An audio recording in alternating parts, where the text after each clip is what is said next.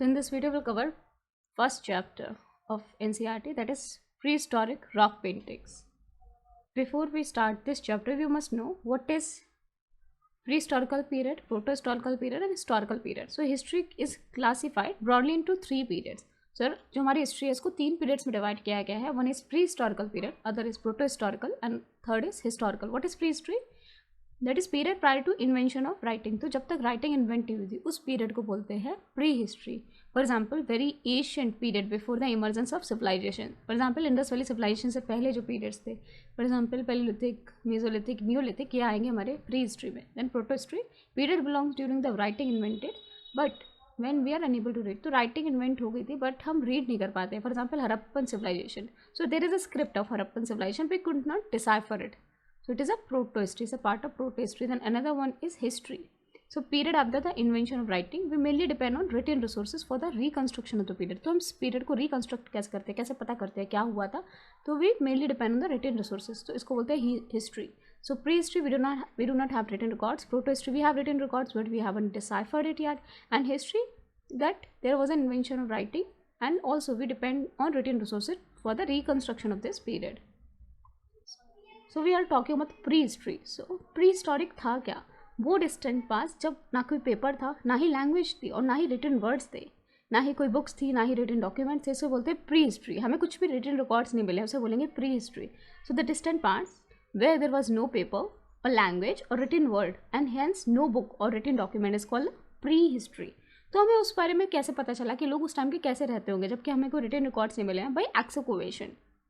जब हमने क्या किया, उन प्लेसेस पे एक्सकवेशन किया and we got to know about what the thing they use to use. वो क्या क्या यूज़ करते थे? For example old tools, pottery, किस जगह में रहते थे, हैबिटेट्स क्या थे, and bones of Asian human beings and animals and drawing on the cave walls. तो इन सारी चीज़ों को देख के हमें पता चला कि how they use to live. So we did excavation at this places and brought to light old tools, pottery, habitats, bones of Asian human beings and animals and drawing on cave walls. And in सारे tools को देख के जो हमारे archaeologist थे जिन्होंने ये सारे टूल्स निकाले हैं, उन्होंने डिसाइफर किया ये लोग क्या करते होंगे. सो bye piecing together the information deduced from these objects and cave drawings, the scholars have constructed a fairly accurate knowledge about what happened and how people lived in prehistoric time. तो इस type से जो excavation से जो भी चीज़ें मिली उनको देख के इन्होंने डिसाइफर किया, इन्होंने पता किया, इन्होंने एक एक्यूरेट नॉलेज कंस्ट्रक्ट की किस तरीके से क्या हुआ होगा, किस तरीके से लोग रहते होंगे प्री हिस्टोरिक टाइम्स में, क्या क्या देख के. तो दे सी द ओल्ड टूल्स कैसे यूज़ करते थे, पॉटरी कैसी थी, हैबिटेट्स थे, bones of Asian human beings and drawing on the cave walls. So they have constructed fairly accurate knowledge about what happened, how people live. So they have constructed fairly accurate knowledge. So उन्होंने painting क्यों start की होगी? For example when the basic need of food, water, clothing and shelter were fulfil, people लेफ्ट the need to express themselves. तो जब हमारा रोटी, कपड़ा, मकान की जो बेसिक नीड थी वो फुलफिल होगी तो लोग क्या करेंगे? वो अपने आप को एक्सप्रेस करेंगे. फिर उन्हें एक्सप्रेस करने का टाइम मिलेगा तो वहाँ से पेंटिंग ओरिजिनेट होती है. तो when the basic need of food, water, clothing and shelter were fulfilled, people felt the need to express themselves.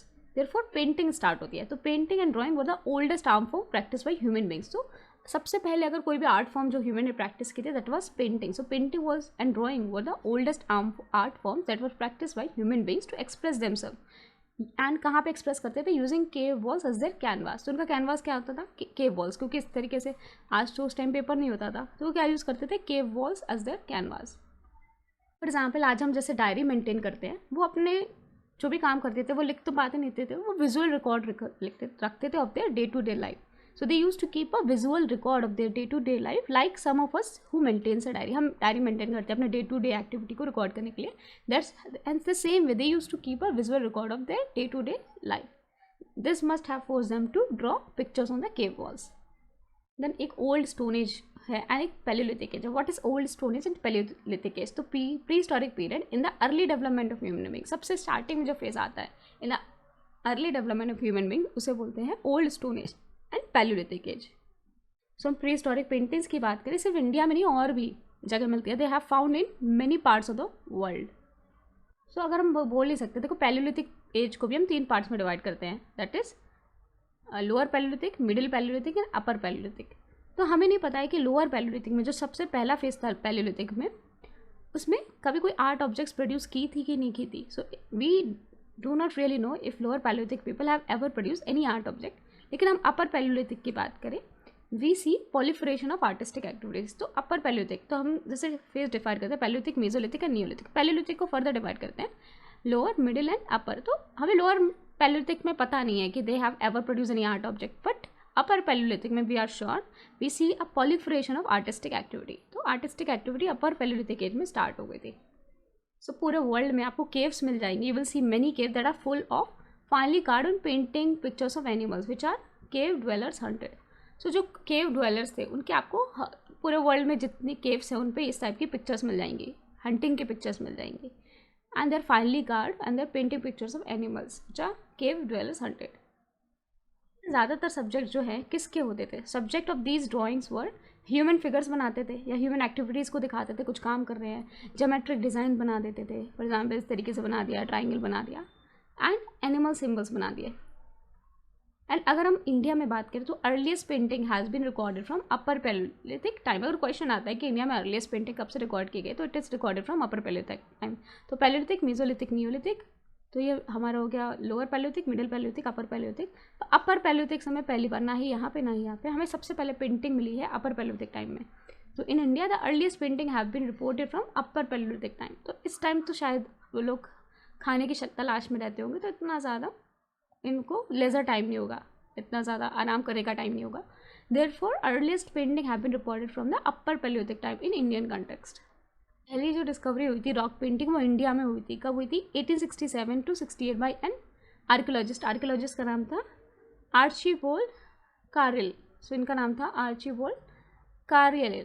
And इन्होंने जो डिस्कवरी की थी वो जो स्पेन में डिस्कवरी हुई थी अल्तामीरा की, उसके 12 साल पहले हुई थी. And Altamira is the oldest rock painting. उसे 12 साल पहले ही इंडिया में इन्होंने रॉक पेंटिंग की डिस्कवरी करी थी. I can't read the name properly, that is Archibald Carlleyle. So उन्होंने 12 साल पहले ही इंडिया में रॉक पेंटिंग की डिस्कवरी कर दी थी in the year of 1867 to 68. And ये 12 साल पहले इन्होंने डिस्कवरी की थी. अल्तामीरा स्पेन में जब डिस्कवरी हुई थी उसको 12 साल पहले इंडिया में रॉक पेंटिंग की डिस्कवरी कर दी थी. So this is the cave of Altamira. तो इसे ओल्डेस्ट केव पेंटिंग बोलते हैं. अपर पैलियोलिथिक की ही है, अराउंड 36,000 ईयर्स अगो. तो हमें जो पेंटिंग्स मिलती है वो अपर पैलियोलिथिक टाइम में मिलती है. इन वर्ल्ड में अपर पैलियोलिथिक में मिलती है 36,000 years ago, cave of Altamira. So it is in Spain. So ये प्लेस है अल्तामीरा इन स्पेन जहाँ पे ओल्डेस्ट पेंटिंग मिली है, ओल्डेस्ट रॉक पेंटिंग मिली है वर्ल्ड में. So oldest rock painting in the world is found in Altamira in Spain.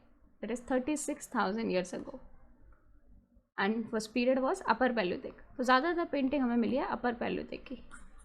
Mostly painting हो सकता है लोअर एंड मिडिल पैलियोलिथिक में कोई आर्टिस्टिक एक्टिविटी ही हुई हो. तो ज़्यादातर पेंटिंग हमें जितनी भी मिली है painting that is from starting जो पेंटिंग हुई है that is started from upper palaeolithic age. कुछ केव पेंटिंग्स की रेमिनेंट्स हमें मध्य प्रदेश में भी मिले, उत्तर प्रदेश में मिले, आंध्र प्रदेश में मिले, कर्नाटका, बिहार. तो पूरे इंडिया में ऑलरेडी हमें मध्य प्रदेश, उत्तर प्रदेश, यहाँ पे आंध्र प्रदेश, फिर कर्नाटका, देन बिहार. और कुछ पेंटिंग्स हमें कुमाऊं हिल्स में मिले, उत्तराखंड. सो उत्तराखंड के ईस्टर्न पार्ट्स को बोलते हैं कुमाऊं हिमालयस को बोलते हैं home of gods. Kumaon Himalayas को होम ऑफ गॉड्स. तो यहाँ पे भी कुछ पेंटिंग मिली इन कुमाऊं हिमालयस.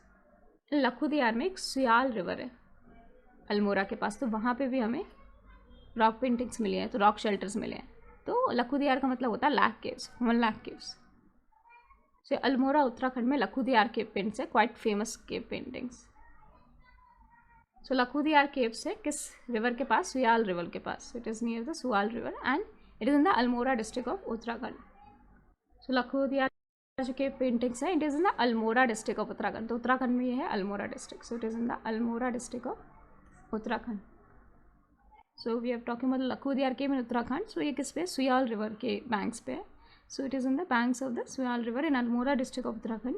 तो इस केव पेंटिंग्स में यहाँ पे एनिमल्स दिखाए गए, ह्यूमन्स दिखाए गए, और उसको tectiforms that is created with fingers in black, red and white. Red and black red and white colour use किया है. There are also few animal motifs, one of them closely resembling a fox. तो fox जैसे motif बनाएंगे इस तरीके से, large snout होगा. Wavy lines है, रेक्टेंगल फिल्ड ज्योमेट्रिक डिजाइन है, group of dots are also seen है. And these paintings provide one of the richest experience in pre historic art in the history. So अगर देखें तो paintings में सबसे ज़्यादा रिचेस्ट एक्सपीरियंस देखा गया in the pre historic art in the country, and therefore they have become this site has become historically significant site. So therefore the cave have become a historically significant site. तो इस तरीके से faded painting मिली लथू, that is Lakhudiyar caves में. तो इस तरीके से एनिमल्स को दिखाया गया है, ह्यूमंस को दिखाया गया है जॉइनिंग द हैंड्स टुगेदर. इस तरीके से joining the hands together in the Lakhudiyar cave, Uttarakhand, in Almora district of Uttarakhand on the bank of Siyal river. तो यहाँ की जो लखुदियार पेंटिंग्स हैं उनको हम 3 कैटेगरीज में डिवाइड कर सकते हैं. तो paintings here can be divided into 3 categories. One is man, animal and फिर कुछ ज्योमेट्रिक पैटर्न्स थे, कुछ man, animal and geometric patterns. And colour होते थे white, black and red ochre. There was colour like suppose इस तरीके से red होता था, ब्लैक होता था एंड वाइट कलर भी होता था. इधर colour red, black and white. So painting को 3 कैटेगरीज में डिवाइड किया जाता था. That was man, animal and geometric patterns in white, black and red ochre. And humans को रिप्रेजेंट किया जाता था in the stick like form. तो human were represented in the stick like form. इस तरीके से रिप्रेजेंट करते थे ह्यूमंस को. सो पेंटिंग को यहाँ पे 3 कैटेगरीज में डिवाइड कर सकते हैं. Can be divide into 3 categories, man, animal and geometric patterns. So man, animal and geometric patterns. और ज्योमेट्रिक पैटर्न किस कलर में होते थे? वाइट, ब्लैक एंड रेड ओकर. इस तरीके से पेंटिंग होती थी red, black and white. So that is white, red and black ochre. So that is black, white and red ochre. और humans को represent करते थे in a stick-like form. So human were represented in a stick-like forms. And a long-snouted animal, a fox. एक long-snouted animal दिखाया Lakhudiyar caves में, a fox. And multiple leg lizard are the main animal motifs. तो main animal motifs देख तो long-snouted animal, a fox and multiple legged lizard. तो इस तरीके से multiple legged lizard are the main animal motifs. और क्या मिलते थे? Wavy lines, rectangular filled geometric design and group of dots can also be see there. कुछ इस तरीके से wavy lines and rectangular filled geometric design, इस तरीके से rectangular filled geometric design and कुछ dots and group of dots में मिल जाते हैं, can also be seen here. Stick like forms में ह्यूमन को रिप्रेजेंट करते थे. ह्यूमन को इस तरीके से रिप्रेजेंट करते थे स्टिक लाइक फॉर्म में, हाथ से हाथ जोड़ के, मीन्स ग्रुप डांसिंग हो रही है. एंड यहाँ पे इस तरीके से वेवी लाइन्स मिली है लखुदियार केव्स में, वेवी लाइन्स बनाते थे. And one of the interesting scene इसमें क्या है? Depicted here is a hand linked dancing human figure. तो this is hand linked dancing figures. This is hand link, तो हाथ से हाथ जोड़ के डांस कर रहे हैं. So it is hand linked dancing figure, Lakhudiyar, Uttarakhand. And there is some super imposition of painting. Super imposition means एक पेंटिंग बनाई, उसके ऊपर किसी और ने आके पेंटिंग बना दी. And the earliest are in black. सबसे पहले जो पेंटिंग थी वो किस में बनाई थी? ब्लैक में. ओवर दिस फिर क्या बनाया? रेड ओकर paintings. And the last group comprises of white painting. सबसे पहले हमने बनाई ब्लैक, फिर बनाई रेड और उसके बाद वाइट पेंटिंग. तो सबसे पहले जो पेंटिंग जिसने बनाई उसने ब्लैक कलर यूज़ किया, फिर दूसरे ने आके यूज़ किया red colour and third one ने वाइट कलर. तो from Kashmir 2 slabs with engravings have been reported. तो कश्मीर से भी आपको पेंटिंग्स मिली है. And the granite rocks of Karnataka and Andhra Pradesh provided suitable canvases to neolithic man for इस पेंटिंग. तो आपको नियोलिथिक मैन की पेंटिंग कर्नाटक एंड आंध्र प्रदेश में भी मिली है. And there several sites famous अगर देखें तो एक है कुपगल्लू, पिकली हाल एंड तेलाकोट्टा. जो कुपगल पेंटिंग्स हैं, Kupgal petroglyphs, it is in the Bellary district of Karnataka. तो यहाँ पे in the Bellary district of Karnataka. So Kupgallu is in the Bellary district of Karnataka. So यहाँ पे काफ़ी रॉक्स है, यहाँ पे पेंटिंग मिलती है. तो this is Bellary district of Karnataka. And the famous place जहाँ पे पेंटिंग मिली है दैट इज पिकली हाल. So Pikli Hall in the Raichur district of Karnataka, Pikli Hall. So this is historic Neolithic site Tekalkote, historic Neolithic site in Bellary district of Karnataka, Tekalkote. Important sites के नाम ने देखे कर्नाटका से कुपगल्लू, पिकली हाल and तेलाकोट्टा. तो यहाँ पे जो पेंटिंग्स जो रिपोर्ट की गए हैं, they are in paintings in white, paintings in red ochre over a white background. तो पेंटिंग वाइट में है, रेड ओकर में है, वाइट बैकग्राउंड में है, पेंटिंग रेड ओकर में.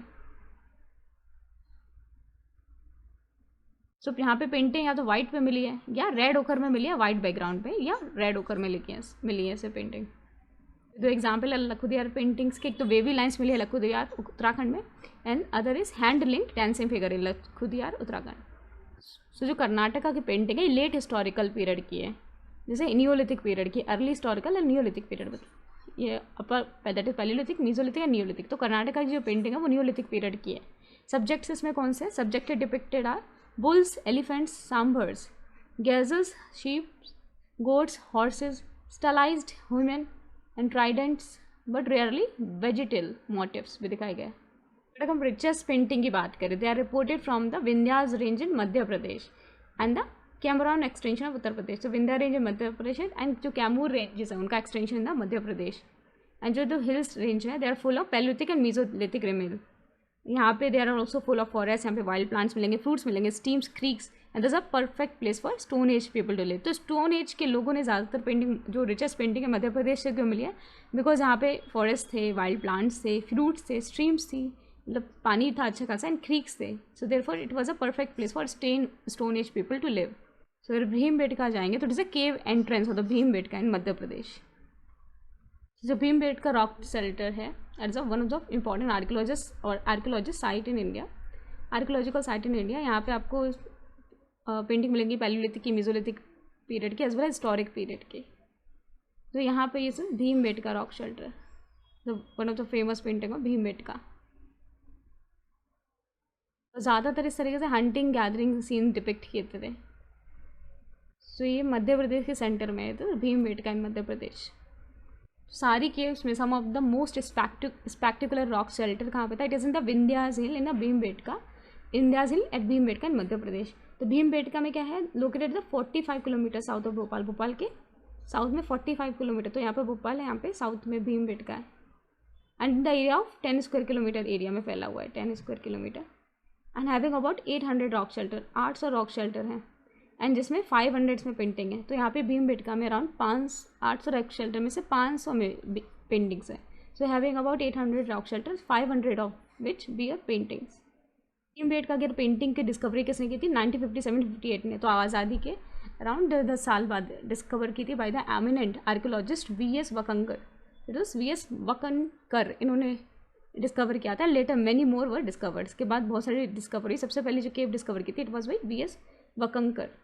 सो ये V S. Wakankar, Vishnu Shridhar Wakankar, Indian archaeologist थे, इन्होंने डिस्कवरी की थी भीमबेटका इन 1957 में। एंड कायथा कल्चर को भी उन्होंने डिस्कवर किया था इन 1964। एंड 2003 में भीमबेटका रॉक शेल्टर को वर्ल्ड हेरिटेज साइट डिक्लेयर कर दिया था यूनेस्को ने। So he is V S. Wakankar, V S. Wakankar. जो भीमबेटका की cave site was discovered by eminent archaeologist V S. Wakankar in 1957। तो वकंकर ने काफ़ी अपने साल बिताए इन इनएक्सेसिबल हिल्स को एंड जंगल्स को स्टडी करने में, to study the springs. So he has done several years in surveying these inaccessible hills and jungles to study this painting. Themes की बात करें तो themes of the painting were found here are of great variety, बहुत सारी variety की themes थी, ranging from the mundane events of daily life, लोग daily जो लाइफ होती थी उसके events थे, in those time to sacred and royal images। तो यहाँ पे तो डेली लाइफ की चीज़ें, sacred images and royal images सब कुछ डिपिक्ट करते हैं वो अपनी पेंटिंग में। तो इसमें कौन कौन सी चीज़ें इंक्लूड होती है? हंटिंग हो गया, डांसिंग हो गया, जैसे हंटिंग डेली के काम है, डांसिंग डेली का काम है, music, horse, elephant Riders, animal fighting, Honey collection, decoration of bodies and other house hold scenes, ये दिखा देते अपनी पेंटिंग में। द भीमबेटका तो बहुत सारी थीम्स थी, from the that is ranging from Monday life of the that is Monday events of daily life in those time to sacred and royal images. These include hunting, dancing, music, horse, elephant riders. तो horse and elephant Riders को भी दिखाते थे इस तरीके से। Elephant Riders elephant पे चल रहे हैं, हॉर्स पे बैठ के चल रहे हैं। एनिमल फाइटिंग, एनिमल आपस में फाइट कर रहे हैं। हनी कलेक्शन, हनी कलेक्शन बहुत इंपॉर्टेंट चीज़ रही होगी उस टाइम की, that is Honey collection. And हमारा हो गया डेकोरेशन ऑफ बॉडीज़, बॉडी को किस तरीके से सजाते थे आयरन से, बहुत सारे ऑर्नामेंट्स पहना के, and other house hold scenes इसमें दिखाते थे। तो जो रॉक आर्ट है भीमबेटका की, उसको क्लासीफाई किया into various group on the basis of the style, technique and super imposition. And जो drawing and painting it can be categorise into several historical period. तो जो रॉक आर्ट है उसको हम कैटेगराइज कर सकते हैं वेरियस ग्रुप में। उसका स्टाइल कैसा है, उसकी टेक्निक कैसी, उसकी सुपर इम्पोजिशन क्या है, मतलब एक के ऊपर एक पेंटिंग कैसे बनाएगी। एंड जो drawing and painting set can be categorise into several historical period. तो पीरियड वन हमारा था upper palaeolithic, period two mesolithic, period third हमारा चालकोलिथिक। तो पहले अगर जो हमने देखा था स्टार्टिंग में सबसे पहले पेंटिंग आई थी वो हमारे अपर पैलियोलिथिक पीरियड में आई थी। हमने देखा पीरियड क्या है, palaeolithic, mesolithic, neolithic. And palaeolithic में that is lower, middle and upper palaeolithic. तो इस ना लोअर पैलियोलिथिक में पेंटिंग है ना मिडिल में, अपर पैलियोलिथिक में पेंटिंग स्टार्ट होती है। तो सबसे पहला पीरियड अगर देखें तो अपर पैलियोलिथिक, सेकंड पीरियड हमारा मेसोलिथिक एंड थर्ड पीरियड हमारा चालकोलिथिक। तो उसमें नियोलिथिक नहीं बोला है, चालकोलिथिक बोला है थर्ड पीरियड। तो पहला अपर पैलियोलिथिक, फिर mesolithic and third one is chalcolithic. After period third there are 4 successive period. Third period के बाद 4 सक्सेसिव पीरियड आए हैं, लेकिन हम यहाँ पे सिर्फ फर्स्ट 3 फेजेस देखेंगे, that is upper palaeolithic, mesolithic and upper chalcolithic, that is chalcolithic, sorry upper palaeolithic, mesolithic and third phase है चालकोलिथिक। अपर पैलियोलिथिक की बात करें तो painting of upper palaeolithic phase are linear representation in green and dark red of huge animal figures. तो हम यहाँ पे क्या यूज़ करते थे, इसमें लीनियर रिप्रेजेंटेशन होता था ज़्यादातर अपर पैलियोलिथिक फेज में। लीनियर रिप्रेजेंटेशन किस कलर में होता था, या तो ग्रीन में होता था, so it was either in green and और रेड, या तो होता था it was in red, it was either in green और रेड। एंड यहाँ पे कुछ इनमें क्या बनाते थे, ह्यूज एनिमल फिगर्स बनाते थे green and dark red of huge animal figure. जैसे क्या होते थे, बाइसन, एलिफेंट्स होते थे, tigers, rhinos and boars, beside the stick human like figures. तो एनिमल्स बनाते थे, एनिमल्स कौन कौन से होते थे, bison, elephant, tiger, rhinos, boar. इसके अलावा स्टिक लाइक, इस तरीके से stick like human like figure बना देते थे, इस टाइप ह्यूमन लाइक फिगर बना दिया। So a few are wash painting are mostly filled with geometric pattern. कुछ पेंटिंग इस तरीके से ज्योमेट्रिक पैटर्न बना दिया, उसे बस फिल कर दिया। And these paintings are of dancers and the red dotted lines. जो पेंटिंग किसकी थी, डांसर्स की होती थी, and red ones of hunters. तो ग्रीन जो पेंटिंग होती थी उन्हें डांसर, अगर डांसर बनाना तो ग्रीन कलर यूज़ करेंगे, तो इस तरीके से डांसर को कनेक्ट कर देंगे ग्रीन पेंटिंग से।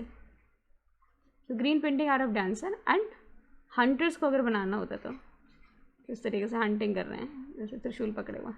तो जो रेड पेंटिंग बनाते थे हंटर्स की, तो green painting are of dancer, red painting are of hunters. ये भीमबेटका केव्स में ग्रीन पेंटिंग डांसर की, रेड पेंटिंग हंटर्स की है। पैलियोलिथिक पहला पेज है, यहाँ पे पहला फेज है भीमबेटका में। तो यहाँ पे लीनियर रिप्रेजेंटेशन में दिखाया गया in green and dark red of huge animal figures such as bison, elephants, tiger, rhinos and boars beside stick like human figures. अब very few are wash painting, mostly जो कुछ वॉश पेंटिंग है that are mostly filled with geometric patterns. And the green paintings are of dancer, red one of hunters. फिर आता है हमारा second period, mesolithic period. तो largest number of painting belong to period second that covers mesolithic painting. तो ज़्यादातर जो हमारी painting आती है वो मेसोलिथिक पीरियड की आती है। During this period there the themes are multiple but painting are small in size. तो यहाँ पे थीम्स बढ़ गई हैं, थीम्स बढ़ गई हैं बट साइज़ छोटा हो गया है। तो छोटी छोटी साइज़ की बना रहे हैं बट थीम्स क्या हो रही है, इंक्रीज़ हो गए हैं। तो ज़्यादातर कौन कौन से सीन दिखाए जाते थे, हंटिंग बहुत होती थी, तो हंटिंग सीन प्री डोमिनेट करते थे, सबसे ज़्यादा सीन होते थे हंटिंग सीन्स। तो जो लार्जेस्ट नंबर ऑफ पेंटिंग्स हमें सेकंड पीरियड में देखी in the Mesolithic period. And इस पीरियड में बहुत सारे मल्टीपल थीम्स थी, लेकिन पेंटिंग क्या हुई, छोटी स्मॉल होगी। सबसे ज़्यादा कौन सा थीम डोमिनेट करती थी, hunting scenes. The hunting scene depict the people hunting in groups. Group में किस तरीके से हंटिंग करने जाते थे, arm with barbed spears, pointed sticks थे, एरोज थे एंड बोज थे, that is arm with barbed spears. इस तरीके के स्पेयर हेड को बोलते हैं barbed spear head. So this is barbed spear head. यहाँ पे barbed spear head, pointed sticks होती थी इस तरीके से, pointed stick and arrows and bows. So इस तरीके से arrow and Bhoj, bow and arrow होते थे। Then in some painting these primitive man are shown up with traps and snares probably to catch animals. Traps and snare, इस तरीके से जंगल में trap बिछा लेते हैं एनिमल्स को पकड़ने के लिए। तो इस तरीके से ट्रैप्स बिछाने वाली पेंटिंग भी है कुछ कुछ। Primitive man it was shown with traps and snare probably to catch animal. The hunter are shown wearing simple clothes and ornaments. So hunters क्या पहनते थे, simple clothes पहनते थे, कुछ ornaments पहनते थे, कुछ पहनते भी थे। Sometimes men have been adorned with elaborate head dresses. तो जैसे सर पे नहीं मुकुट पहन लेते उस तरीके से पहनते थे। And sometimes painted with mask also. अब कभी कभी जैसे अपना चेहरा बनाया तो मास्क भी बना लिया चेहरे पे, मतलब कुछ कुछ मास्क लगाते होंगे। And elephant, bison, tiger, boar, deer, antelope, leopard and panther, rhinoceros and fish, frog, lizard, squirrel and at times bird also depicted। तो इस तरीके के एनिमल डिपिक्ट करते थे। तो हमने देखा यहाँ पे मेसोलिथिक पेंटिंग में थीम्स बढ़ गई हैं, साइज़ छोटा हो गया बट थीम्स बढ़ गई हैं, साइज़ छोटा हो गया पेंटिंग का। And the mesolithic artist love to paint animal. Animal को पेंट करना सबसे ज़्यादा अच्छा लगता था। एंड सबसे ज़्यादा कौन से सीन्स ये दिखाते थे, हंटिंग सीन प्रीडोमिनेट करते थे पेंटिंग में। And they love to paint animal. In some picture animal are chasing man. कुछ कुछ में दिखाया गया है कि सिर्फ इंसान ही एनिमल को मार रहा है, मतलब एनिमल भी इंसान को चेज कर रहा है, वो सारी चीज़ भी दिखाई गई है। मे भी सिखाते होंगे दूसरे को कि आपको एनिमल इस तरीके से अगर पकड़े, अगर चेज करे तो किस तरीके से भागना है, कैसे छुपना है, कैसे बचना है. In other way they are being chased and hunted by man. और कुछ पेंटिंग में मतलब एनिमल भाग रहे हैं मैन के पीछे, कुछ में मैन भाग रहे हैं एनिमल के पीछे. तो दोनों टाइप की पेंटिंग दिखाई गई. Some of the animal painting specially hunting scene show a fear of animals. तो उसमें कुछ में फियर भी दिखाए गए. तो they have also shown emotion of fear कि एनिमल से इंसान डर रहा है. And but many other show feeling of tenderness and love for them. कुछ में दिखाया गया है कि इंसान एनिमल से डर रहा है, कुछ में दिखाया गया है कि इंसान उनसे प्यार कर रहा है. दे show love and tender for them self, tenderness for them self. यहाँ पे कुछ फ्यू इनग्रेविंग्स भी हैं रिप्रेजेंटिंग मेनली एनिमल्स. यहाँ पे there are also few engraving representing mainly animals. तो जो एनिमल थे they were painted in a naturalistic style. Humans are depicted only in a stylistic manner. तो जो एनिमल्स है वो पेंटेड किस में थे, नेचुरलिस्टिक स्टाइल. जो human depicted they were depicted in a stylistic manner. Women are painted both in nude and cloth. तो women को रिप्रेजेंट किया गया बोथ इन न्यूड भी रहती होंगी, कपड़े पहन के भी रहती होंगे. एंड एनिमल को तो बिल्कुल नेचुरल दिखाया जैसे होते थे, लेकिन ह्यूमन्स को बहुत ही स्टाइलाइज दिखाया गया, स्टाइलिस्टिक मैनर में. अपने आप को बहुत स्टाइलिक तरीके से दिखाया गया, दैट इज स्टाइलिस्टिक मैनर. और वुमेन को दिखाया गया both in nude and cloth. And the young and old equally find place in this painting. तो यंग लोगों को भी दिखाया गया, ओल्ड लोगों को भी दिखाया गया. And children are painting running. Children are painting running. तो बच्चों को कैसे दिखाया गया है कि भाग रहे हैं, जंप कर रहे हैं, प्लेइंग कर रहे हैं. तो children are painting running jumping and playing. जैसे आज करते हैं बच्चे, उसी टाइम के बच्चे रन करते होंगे, जंप करते होंगे, प्लेइंग करते होंगे. And community dances provide a common theme. तो कम्युनिटी जो डांसेस थे जैसे हमने देखा एक दूसरे के हाथ पकड़ के, it was a common theme. And there are paintings of people gathering fruit of honey from the trees. यहाँ पे ग्रुप पेंटिंग भी है जहाँ पे लोग क्या कर रहे हैं, फल इकट्ठा कर रहे हैं, हनी इकट्ठा कर रहे हैं ट्रीज से. And the women grinding and preparing food. है वुमेन कैसे खाना बना रही है, ग्राइंड कर रही है. A some of the picture of man women children seem to depict a short of family life भी दिखाई गई है कि एक फैमिली, एक फादर, एक लाइक मदर है, उसका बच्चा है. तो फैमिली भी लाइफ दिखाई गई. In many of the rock shelters we find hand prints, fist prints and dots made by the finger tips. तो इस तरीके से हैंड प्रिंट्स भी मिलते हैं अपने हाथ, जैसे हम लोग आज छाप देते हैं दीवारों पे, उस तरीके से हैंड प्रिंट्स मिलते हैं. एंड फिस्ट प्रिंट मिलते हैं. इस तरीके से हाथ बंद करके लाइक दीवार में छाप दिया, इस तरीके से भी प्रिंट मिलता है. So in many of the rock shelters we find hand prints, fist prints and dots made by the finger tip. Finger print से ऐसे डॉग बना दिया. तो इस तरीके से. So one of the few images showing only one animal. तो यहाँ पे सिर्फ एक एनिमल दिखाया गया है. तो क्या है, इस तरीके से हॉर्स दिखाया गया है. तो कुछ ही एनिमल है जहाँ पे एक सिंगल एनिमल दिखाया गया है. तो इस तरीके से हॉर्स दिखाया in Bhimbetka. So the artist of the Bhimbetka, so they used many colours. यहाँ पे बहुत सारे कलर्स यूज़ करते थे. थीम्स बहुत ज़्यादा थी, including various shades of white, yellow, orange, red, ochre, purple, brown. जो आर्टिस्ट थे भीमबेटका के, दे यूज्ड वेरियस शेड्स. तो बहुत सारे कलर्स यूज़ करते थे, including various shades of white, yellow, orange, red, ochre, purple, brown, green and black. But white and red were their favourite colours. तो सबसे ज़्यादा इंपॉर्टेंट फेवरेट कलर था तो रेड और एक ये white. White and red were their favorite colors, and their paints were made by grinding various rocks and minerals. So mineral rocks and minerals को क्या करते थे, ग्राइंड कर लेते थे, लाइक पीसेज में कर लेते थे, फिर उससे वो कलर बनाते थे. They got red from haematite. और रेड कलर कहाँ से आता था, हेमाटाइट से आता था. हेमाटाइट को गेरू बोलते हैं इंडिया में, हेमाटाइट रॉक. तो जो रेड कलर आता था that came from haematite rock. तो ये रेड कलर आता था हेमाटाइट रॉक से, आयरन रिच हेमाटाइट रॉक. तो जैसे आयरन वो रहता है हेमाटाइट, वहाँ से रेड कलर लेते थे.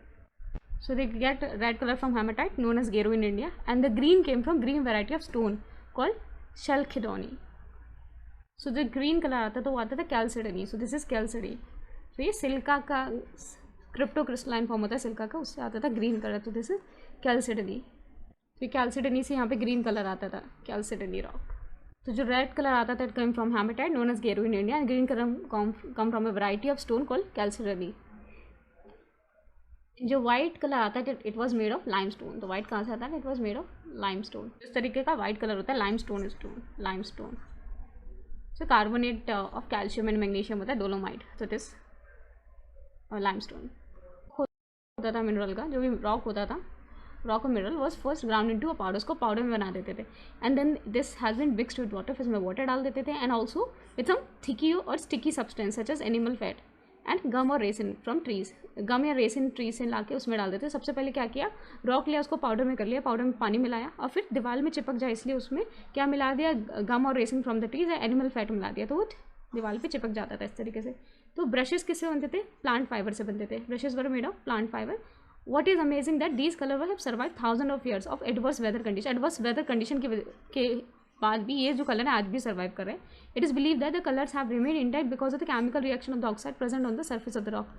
क्यों अभी भी कलर प्रेजेंट है? बिकॉज जो रॉक्स पे क्या कहते हैं केमिकल रिएक्शन हो गया है on the oxide present in the surface of the rock. तो अभी जो नीचे रॉक है उसमें ऑक्साइड होगी, उससे पेंटिंग के साथ केमिकल रिएक्शन हो गया, इसलिए ये जो कलर है स्टिल सर्वाइव करें. So it is believe that colours have remain intact because of the chemical reaction of the oxide present on the rocks on the surface of the rocks. यहाँ पे जो भीमबेटका पेंटिंग है, painting showing a man being hunted by a beast. A beast एक animal एक man को खा रहा है. सो इस तरीके से दिखाया गया है कि that animal is eating a man. जो आर्टिस्ट उन्होंने कहाँ पे पेंटिंग बनाई है? On the walls and ceiling of the rock shelter. Walls पे भी बनाई है और सीलिंग्स पे भी बनाई है. Some of the painting are reported from the shelter but where people live. उन शेल्टर से reported from the shelter where people live, जहाँ पे लोग रहते थे वहाँ पे क्या हुआ, वहाँ पे बहुत सारी पेंटिंग देखी गई है. Some others were made in places we do not seem to have been living places at all. तो कुछ पेंटिंग हमें वहाँ पे मिली जहाँ पे लोग रहते होंगे, वहीं पे आप आस पास पेंटिंग बना दी. कुछ में रहते नहीं होंगे, बस जाते होंगे घूमने, वहाँ पे भी पेंटिंग देखी गई है. पर अब these places had some religious importance. May be उन जैसे हम लोग क्या होता है मंदिर में रहते नहीं है बट जाते हैं घूमने, वैसे कुछ रिलीजियस केव्स होती होंगी, वहाँ पे सिर्फ पेंटिंग बनाने जाते होंगे आप या पूजा करने जाते होंगे. And some of the most beautiful paintings are very high up on the rock shelter और close to the ceiling of the rock shelter. सबसे ब्यूटीफुल पेंटिंग कहाँ बनाई जाती थी? यहाँ पे सीलिंग्स पे बनाई जाती थी of the rock shelter, very high, बहुत ज़्यादा ऊपर बनाई जाती थी. One may wonder why earlier human being were choose to paint on a rock which in such a uncomfortable position. कि इतने अनकम्फर्टेबल पोजीशन में किस तरीके से ऊपर चढ़ के कैसे बनाता होगा पेंटिंग. यहाँ पे तो सीधा बना दिया, ऊपर सीलिंग पे बनानी तो बहुत ही अनकम्फर्टेबल पोजीशन में जो मैन होगा वो बनाता होगा. तो एक आप सोच सकते हो किस तरीके से वो बनाता होगा. So one may wonder why earlier human being choose to paint on a rock in such a uncomfortable position. The painting made at this places were perhaps for people to be able to notice from the distance. तो may B उस ऊपर painting बनाई जाती होगी uncomfortable position में बैठ के भी, कि लोग दूर से भी उस पेंटिंग को नोटिस कर ले.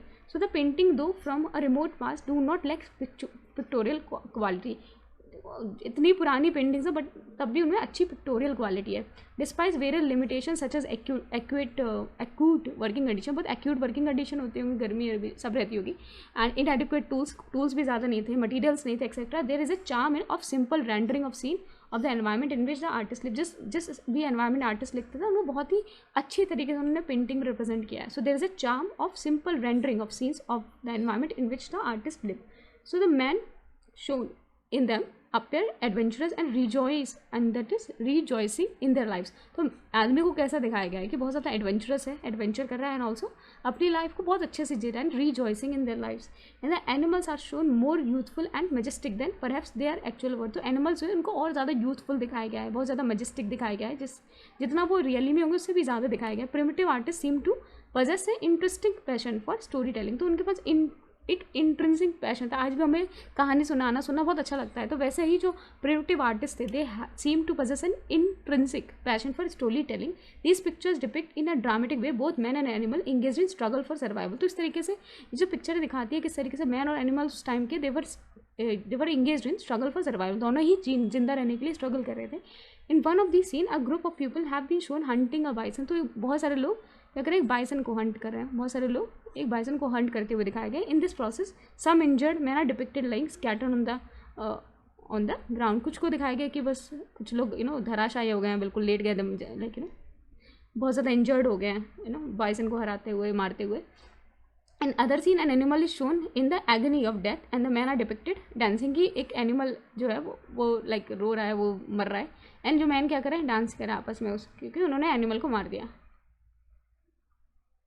So meaning of agony means great pain or suffering. So agony means great pain or suffering. तो एक सीन में दिखाया गया कि एनिमल डांस कर रहे हैं, दैट इज ह्यूमन डांस कर रहे हैं, एंड एनिमल बहुत ही ज़्यादा पेन में है.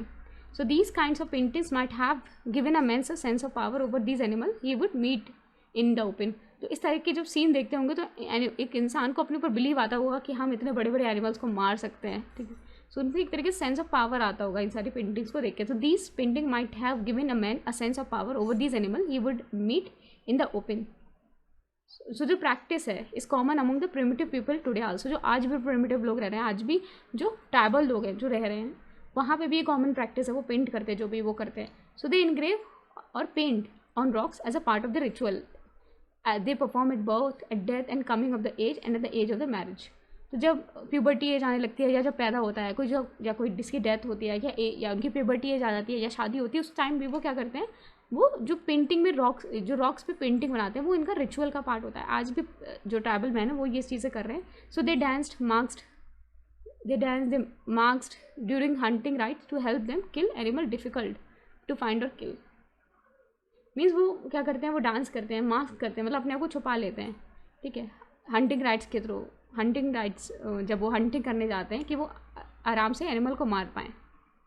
हंटिंग सीन सबसे ज़्यादा प्रीडोमिनेट थे मीजोलिथिक पीरियड में। तो हंटिंग सीन्स क्या थे, they were predominant in the Mesolithic painting and this is the one such scene with a group of people shown hunting a bison. तो यहाँ पे एक सीन है जहाँ पे बहुत सारे लोग क्या कर रहे हैं, बाइसन को हंट करने जा रहे हैं। So it's such a scene with a group of people. तो ये कुछ लोग हैं, they are hunting a bison and some injured man are depicted laying scatter on the ground. कुछ लोग इस तरीके से ज़मीन पे लेटे हुए हैं, they are depicted laying scatter on the ground and this painting show mastery in the skill of drawing these forms.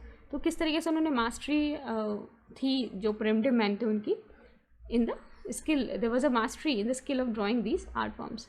कुछ डांसिंग सीन्स दिखाए गए, हमने देखा कुछ हंटिंग सीन्स थे एंड देयर वर कुछ डांसिंग सीन्स थे, हाथ जोड़ जोड़ के डांस कर रहे हैं। So in this picture handling figures in a dancing mode are shown. In fact this is recurrent theme. तो बहुत ज़्यादा ही कॉमन थीम थी, रिकरेंट थीम थी। It also recalls a dancing scene from Lakhudiyar rock painting in found in उजागर। तो जैसे भीमबेटका में रॉक पेंटिंग देखी गई है, वैसे लखुदियार में भी इस तरीके से सेम पेंटिंग थी, हाथ जोड़ के डांस कर रहे हैं। That is handling figures in dancing, that is handling figures in dancing. So जो painting the individual animal shows the mastery of skill of the primitive artist in drawing this form. किस तरीके से उनकी mastery थी, बहुत ज़्यादा talented थे जो प्रिमिटिव इंडिविजुअल थे एनिमल को ड्रॉ करने में। तो painting of individual animal show the mastery of skill of primitive artist in drawing these forms both in proportion and tonal effect have been realistically maintained in them. तो उन्होंने दोनों चीज़ का ध्यान रखा है, प्रोपोर्शन का भी और टोनल इफेक्ट का भी। टोनल इफेक्ट में क्या होता है, आप relative dark lightness and darkness दिखाते हो ऑफ द कलर, कितना लाइट होना चाहिए, कितना डार्क होना चाहिए, डिफरेंट डिफरेंट टोन्स में दिखाते हो आप कलर को। एक कलर के बहुत सारे टोन हो सकते हैं। प्रिमिटिव मैन था, उसने दोनों का ध्यान रखा था, both proportion and tonal effect have been realistically maintained in them. It is interesting to know that at many rocks art site often a new painting is painted on the top of an older painting. तो बहुत सारी साइटों में superimpose हुआ है। Superimpose means नई painting older painting के ऊपर कर दी गई है। For example at Bhimbetka in some places they are as many as 20 layers of painting. किसी में 20 लेयर्स ऑफ पेंटिंग की गई है, one on the top of the other, पहले पे दूसरी उसके ऊपर ही कर दी। तो इस तरीके से 20 लेयर्स भी देखी गई हैं भीमबेटका केव्स में। And why did artist paint in the same place again again, एक ही प्लेस में क्यों करते थे? Maybe this was because the artist did not like the creation and maybe नए आर्टिस्ट को पुराना क्रिएशन पसंद नहीं आया होगा, तो उसने उसके ऊपर ही पेंटिंग कर दी। And maybe this was because artist did not like his creation and painting another painting on the previous one, और some of the painting and places were consider sacred और स्पेशल। मे बी कुछ ऐसा sacred place होगा, वहाँ पे सब लोग painting करना चाहते होंगे, इसलिए एक के बाद लोग आए, उन्होंने पेंटिंग की, because the area may have been used by different generation of people at different times. So the prehistoric painting that help to us to understand about the early human beings and their lifestyle, their food habits and their daily activities and above all, they help us understand their mind and the way of their thought. तो हमें जो pre historic painting से बताते हैं उनकी lifestyle कैसी होगी, उनके फूड हैबिट्स क्या होंगे, उनके daily activities, and they also help us understand their mind and the way of thought, किस तरीके से सोचते होंगे, वो सब हमें बताता है। The pre historic period remains are a great witness to the evolution of the human civilization. So it is a great witness to the evolution of human civilization कि human civilization किस तरीके से इवॉल्व हुए। पहले कैसी paintings थी, कम theme थी, कम colour थे, फिर ज़्यादा थीम आई, ज़्यादा कलर आए। एंड दो the numerous rock weapons and tools, ceramics and bones. तो आप बहुत सारे rocks, weapons, tools, ceramics and bones देख के आप पता लगा सकते हो किस तरीके से इवोल्यूशन हुआ है। So pre historic period remains are great witness to the evolution of human civilization through numerous rock weapons, tools, ceramics and bones. More than anything else the rock paintings are the greatest wealth the primitive human beings of this periods left behind. तो सबसे ज़्यादा अगर greatest wealth देखें जो primitive man ने छोड़ी है, तो these are the paintings. So the rock paintings are the greatest wealth the primitive man being primitive human beings of this period left behind. So कुछ इंपॉर्टेंट यहाँ पे कुछ इंपॉर्टेंट क्या है, एशियन साइड सिटीज़ हैं, कुछ मॉडर्न टाउन्स है। तो जैसे चेन्नई, मुंबई तो मॉडर्न टाउन्स हो गए, पेशावर मॉडर्न टाउन्स है। तो यहाँ पे कुछ एशियन टाउन्स से गुमला हो गया, that is Rehman Dheri, Harappa, Mohenjodaro, there is सुक्ता गेंदौर, जैसे कगेंदौर, अमरी, छानुदारो, कोट दिजी, कालीबंगन, बनावली, देर इज ददेरी, दिस इज नगर, दिट इज कतपलोरी, Manda. Srinagar is a new site and new इस सिटी है। एंड देन भगवानपुरा, रोपर पंजाब में, Hulas, Balu, Siswal Delhi is a new city, and then Alamgirpur है in UP, western UP. Then there is Karachi, new city. Then the सुरकोतरा, Rangpur, Rojdi, this is Lothal. Then Bhagatrav, this is Daimabad. So Gilgit में क्या था, there is a area with engravings. Then Leh है यहाँ पे, कारगिल है, Srinagar is a state capital. Then Shimla is a state capital. Then Almora is an important town. Then Kota है यहाँ पे, Gandhinagar. There are some important places. Raigarh है यहाँ पे, रांची, जैसे भुवनेश्वर, वाराणसी. यहाँ पे देखी थी Bellary is important neolithic site, Bellary in Karnataka. So near the Tungabhadra river. So there is a Tungabhadra river, is a tributary of Krishna river. So Tungabhadra जो रिवर है ये मिल जाती है कृष्णा रिवर में. So Tungabhadra river is a tributary of Krishna river. This is Edakkal cave. This is Sultan's Bathery Edakkal cave.